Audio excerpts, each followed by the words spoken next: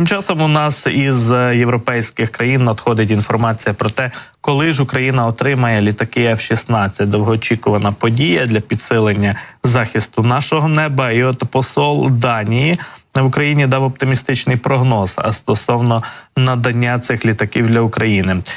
Оле Екберг Мікельсен, посол Данії в нашій країні, заявив про те, що у Данії серйозно працюють над тим, аби якнайшвидше підготувати і українських льотчиків та інженерів та всіх наших військових, які будуть працювати над саме обслуговуванням цих літаків, доведенням їх до стану виконання бойових завдань в Україні. І самі літаки так само готові. І незабаром, дуже скоро, вони, ці багатоцільові винищувачі, прибудуть на територію України.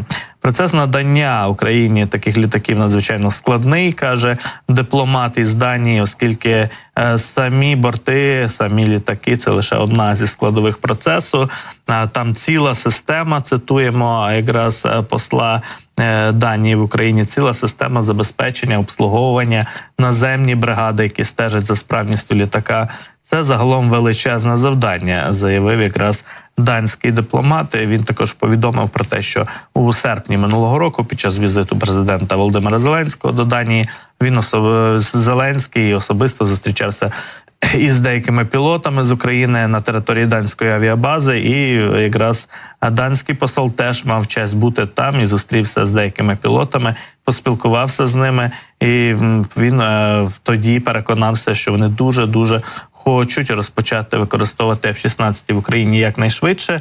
Налаштований данський дипломат оптимістично і впевнений, що літаки скоро прибудуть до України. Ну, за такими анонсами і прогнозами, це має статися вже влітку. Ми бачимо також кадри системно і постійно вони з'являються, ці відео, кадри і фото підготовки наших пілотів, зокрема от із Данії. Міністерство оборони нещодавно опублікувало новий такий відеосюжет того, як готуються наші військові до використання F-16 в Україні. І якраз питання інфраструктури, воно ключове у цій темі щодо передачі F-16 Україні, де саме зберігати літаки, як їх обслуговувати, як їх вберегти від російських ракетних атак. Це велике питання, яке турбує так само і ті країни, які F-16 готові нам передавати.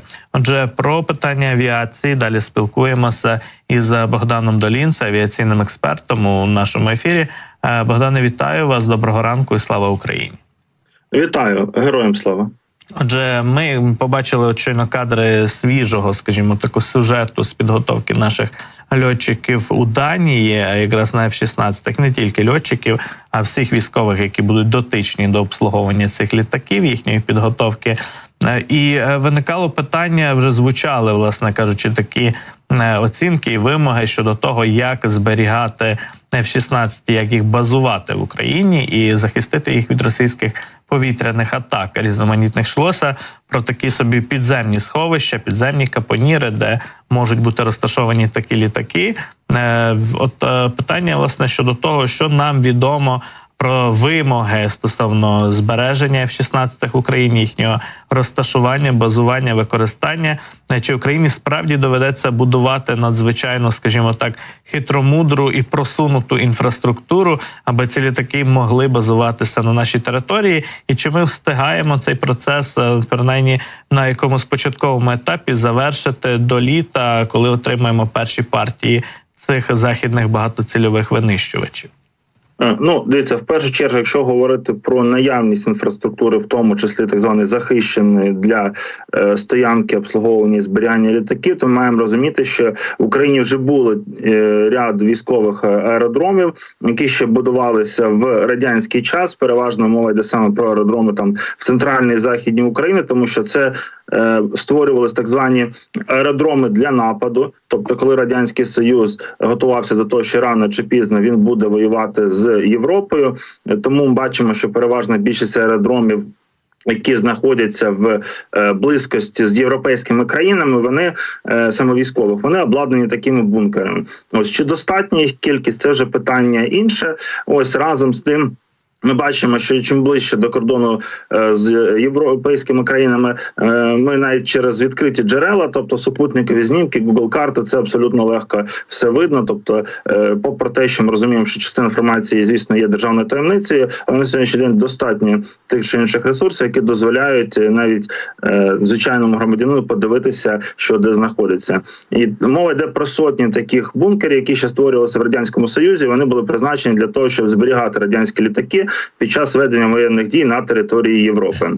Ось з іншої сторони, якщо ми говоримо, звісно, про використання цих літаків в східній частині України, то ми бачимо, що якраз аеродроми, які знаходяться, мовно кажучи, ближче до кордонів з Російською Федерацією, ближче до території безпосередньо ведення бойових дій, то такі аеродроми такої інфраструктури ніколи не будували. І якщо вона й була, то це було, як правило, лише одиничні такі бункери або спеціально відведені майданчики для зберігання. Тому залежить від того, яка буде модель застосування цих літаків, то швидше за все доведеться, можливо, десь і добудовувати невелику кількість таких об'єктів інфраструктури. Разом з тим, все ж таки мова, напевно, на сьогоднішній день йтиме не стільки про створення такої інфраструктури, як скільки її приведення там до певного стану готовності. Тобто це, можливо, десь необхідно провести якісь ремонтні роботи, десь додатково прокласти якісь комунікації для того, щоб ці стоянки і майданчики для базування відповідали необхідним умовам для обслуговування таких літаків.